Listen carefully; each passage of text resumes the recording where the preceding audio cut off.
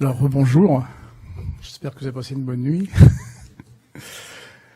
Donc, je vais effectivement compléter mes propos d'hier, qui correspondent tout à fait à ce qui vient d'être dit. Je crois que ça correspond exactement à 100%. Si bien hier, ce qui s'est dit et ce qui s'est dit ce matin correspond tout à fait à ce que nous sommes en train de mettre en place dans ma commune.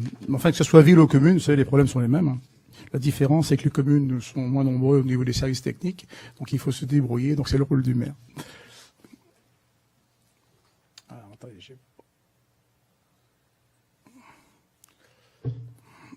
Alors, passé le temps de la gestion de crise, il faut désormais reconstruire et mettre en place une stratégie pour que ce type d'événement ne puisse se reproduire. La reconstruction sous l'égide de l'État et des différentes collectivités territoriales, au premier rang, desquelles la commune de Léon-sur-Mer prendra différents aspects, notamment juridiques, administratifs et urbanistiques. Alors, classement des zones de submersion en zones de solidarité. Alors, l'avantage que j'ai, enfin l'avantage, si je puis dire, c'est effectivement, ça va conforter tout ce qui vient d'être dit. L'État a choisi d'acquérir, alors nous c'est l'État, a pris la décision d'acquérir l'ensemble des propriétés classées en zone à risque, dites de solidarité, en vue de leur déconstruction. L'État a pris la décision, en fait, on rase. Pour ne plus jamais, personne ne puisse y habiter. Alors croyez-moi, après, il faut aussi gérer, imaginez-vous demain, ou aujourd'hui, on rase votre maison, et croyez-moi, c'est pas facile à vivre. On a mis en place plein de choses, mais je vous en parlerai peut-être tout à l'heure. N'hésitez pas à me poser des questions à ce niveau-là.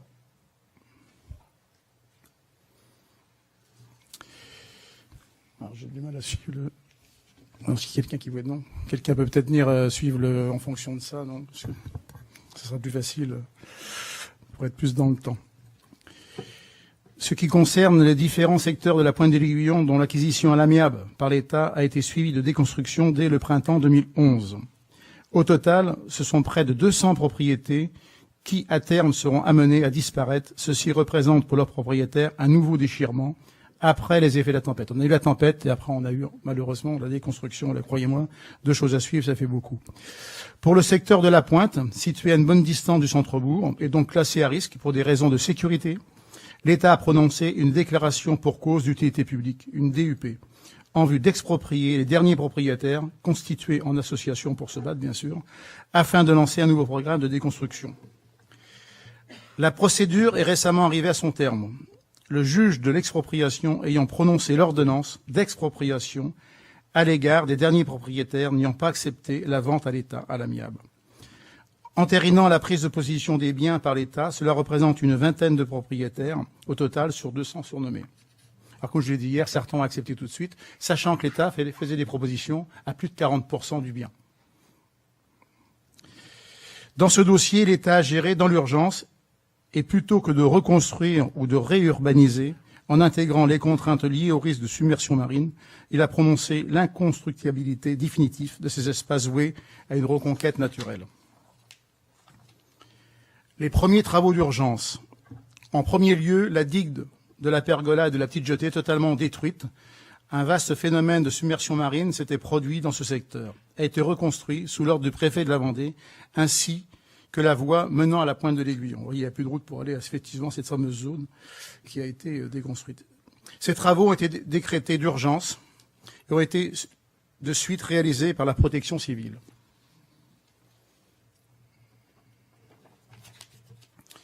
Puis, ce fut la voirie, largement dépréciée, les abords des plans d'eau, de baignade, divers clapets d'écluses, permettant l'évacuation des eaux du lait, la digue, la petite jetée, le renforcement de la digue du génie, datant de l'époque napoléonienne, ce que je vous disais hier, et les infiltrations l'avaient fragilisé. Un merlon de protection a été réalisé entre la pergola et la caserne des pompiers, enfin surtout le reste de la commune, pour sécuriser les espaces immédiatement placés à l'arrière de cet ouvrage et qui jusqu'alors n'étaient nullement protégés. C'était au moins pour rassurer la population et honnêtement, j'ai bien fait de le faire. Pour que ces travaux, les démarches administratives ont été facilitées et les financements mobilisés. Mais au total, ces remises en état ont nécessité d'importantes dépenses d'investissement pour lesquelles la commune a consenti l'avance dans l'attente des financements croisés de l'État, de la région et du département. En fait, vous avez l'accord de financement, mais il ne paye pas, il faut un certain temps avant qu'on reçoive l'argent, donc il a fallu qu'on fasse l'avance pour au moins payer les entreprises. L'événement, la mise en place du PCS et du DICRIM, on en a parlé hier, et je vous donnerai tout à l'heure, ce sera à votre disposition, vous pourrez les prendre, ce qu'on a distribué à la population. Passé les premières semaines de la gestion de crise, il nous a fallu retranscrire les modalités de gestion des INTIA au jour le jour. Ce fut l'occasion d'étoffer notre plan communal de sauvegarde, PCS, élaboré en 2009 et début d'année 2010 afin de faire coller à la réalité. Mais on n'avait pas de problème pour le faire coller, si on avait suivi. Ce document retrace l'ensemble des procédures et moyens mis en place par la collectivité pour prévenir ce risque d'événement et mettre en place des modalités d'organisation prévalant pour gérer toute crise éventuelle. En mars 2011, le conseil municipal a entériné le projet de plan de communal de sauvegarde élaboré par les services municipaux, conformément à la réglementation en vigueur, et l'arrêté municipal du 31 mars 2011 l'a mis en application immédiate. Pour son élaboration, il convient de déterminer les risques auxquels est exposée la commune. La commune de l'Aiguillon est exposée aux risques majeurs suivants: risques naturels de type d'inondation terrestre et inondation marine. Le PCS est activé à l'initiative du maire, encore un rôle supplémentaire, dès lors qu'un risque est avéré ou à la demande du préfet qui en informe la mairie via la procédure GALA. Alerte reçue, le maire met en place le poste de commandement communal situé en mairie avec les moyens administratifs et techniques nécessaires afin de relayer et organiser l'alerte. Hier, ça a été dit, en ce qui concerne l'alerte, à condition que ce soit pas un week-end, je l'ai dit en souriant, mais c'est tout à fait ça. Malheureusement, la mairie est enfermée les week-ends, la préfecture aussi, et par voie marine, et je crois que ça a été dit par notre collègue, et je crois que c'est important, par les voies marines, je crois que c'est important, parce qu'effectivement, tous les marins, déjà, tous les jours, matin, midi et soir, ils écoutent la radio marine, et c'est vrai que par leur intermédiaire, on peut avoir une réaction beaucoup plus efficace. Alors, à l'Aiguillon, le dispositif comprend l'instauration des dispositifs de préalerte et alerte avec sirène, déclenchement en cas de préalerte et alerte à raison de 5 fois 3 coups, véhicule équipé d'une rampe lumineuse et sono pour diffuser d'un message en cas d'alerte. Alors pourquoi ce véhicule? C'est quand on n'a plus de courant, et là j'ai eu le cas, on a quand même une voiture et de l'essence, ou électrique, non pas électrique, parce que demain on aura peut-être des problèmes. Essence, ça nous a permis effectivement de diffuser dans les rues. Alors sono pour diffuser d'un message en cas d'alerte de gestion automatisée par appel téléphonique aux abonnés, ça c'est en prévention bien sûr, dispositif auquel la population a été sensibilisée et contactée afin de disposer de ses coordonnées téléphoniques. Il a fallu que tout le monde me donne leur numéro portable, ce qui n'a pas été évident. En réunion publique, c'est bien passé. Honnêtement, tout le monde a joué le jeu. L'instauration des dispositifs d'alerte pour le secteur de la Pointe, alors là c'est encore différent. Avec alerte, alors là j'ai carrément mis un feu. Feu rouge, interdiction de la Pointe de l'Aiguillon. Parce qu'au moment de la tempête, en fait, le matin même de l'événement, on m'a demandé combien il y avait de personnes à secourir à la Pointe. J'étais incapable de répondre. Oui. Ou alors il aurait fallu faire un péage et mettre en place demain un péage pour que je sache exactement quelles sont les personnes qui sont à cet endroit-là. Alors je me répète, donc un feu rouge clignotant ou orange, feu clignotant orange et obligation de recensement des propriétaires en mairie. Donc, en fait, j'ai demandé à ce que tous les propriétaires, lorsqu'ils viennent, m'appellent pour que je sache exactement le nombre de personnes qui y a à cet endroit-là. Mais comme demain tout est déconstruit, j'aurais plus ce problème-là. L'instauration d'un schéma d'alerte et circuit d'alerte avec points de rassemblement et de ralliement. Dès lors où l'alerte a été diffusée, des points de ralliement seront communiqués par les haut-parleurs pour faciliter le transport collectif des habitants. Ça, vous avez compris le fonctionnement. L'organisation municipale. Pour assurer l'alerte, l'information, la protection et le soutien de la population en cas d'événement de sécurité civile, organisé autour du maire et des élus notamment. Recenser les moyens disponibles, les moyens à mobiliser, un dispositif de téléphone satellitaire, ce que je l'ai dit hier, et également installé au poste de commandement défini dans le PSR, enfin, un écran LED également été installé dans la commune afin de diffuser tout type d'informations à la destination des habitants. Le dispositif d'alerte s'appuie enfin sur un réseau d'intervenants aux actions spécifiques précises. Le PCS prévoit avec les modalités d'intervention de chaque membre de ce réseau, maire, coordinateur des actions communales, responsable population, secrétariat, responsable service technique, responsable relations publiques, responsable lieux publics, ERP, responsable ravitaillement et hébergement, responsable relations avec les entreprises et les concessionnaires des réseaux, responsable relations avec le monde maritime et le monde agricole est responsable de la gestion de l'ensemble des dons, qui n'est pas simple à gérer non plus. La mise en place sur les lieux de ralliement de panneaux d'information relatifs aux risques, aux conditions de sécurité à respecter en cas d'alerte, ce que je vous ferai passer tout à l'heure.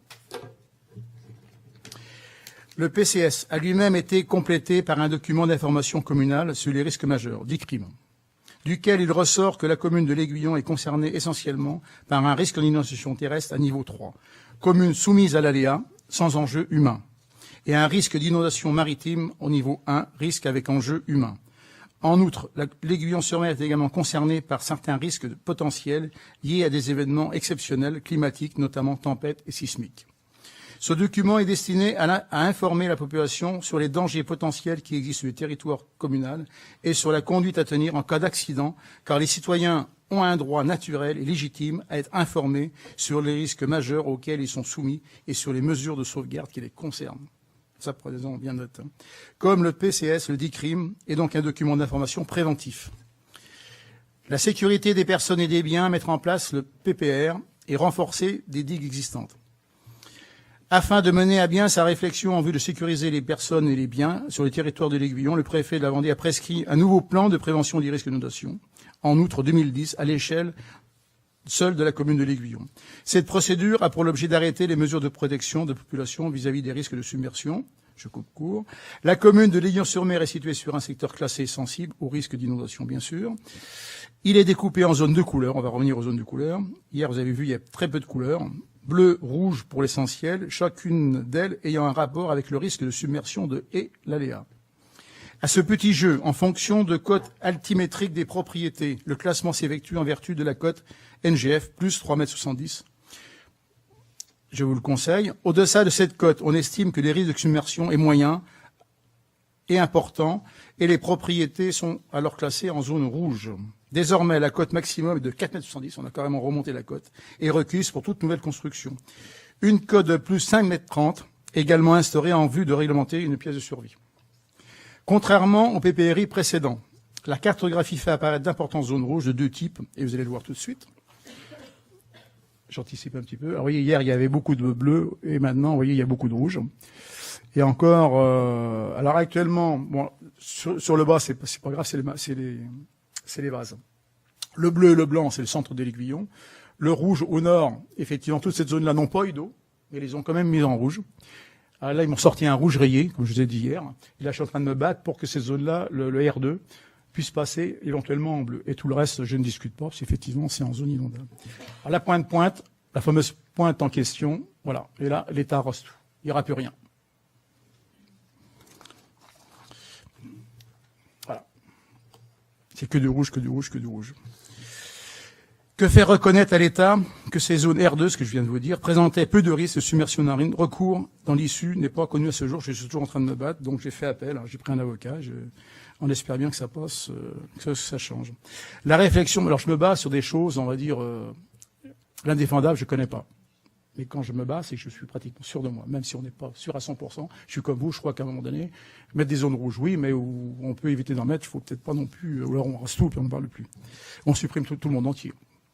La réflexion en vue de sécuriser les personnes et les biens sur le territoire ignien passe par adhésion à des démarches de procédure baptisées plans de submersion rapide, PSR, programme d'action de prévention contre les inondations de papier, on en a parlé hier aussi, conduite par l'État dans le cadre de traitement de phénomènes de submersion. Alors ça, si vous voulez, on est obligé d'y participer pour la bonne raison, c'est que si on n'est pas accepté, on n'aura pas les subventions nécessaires.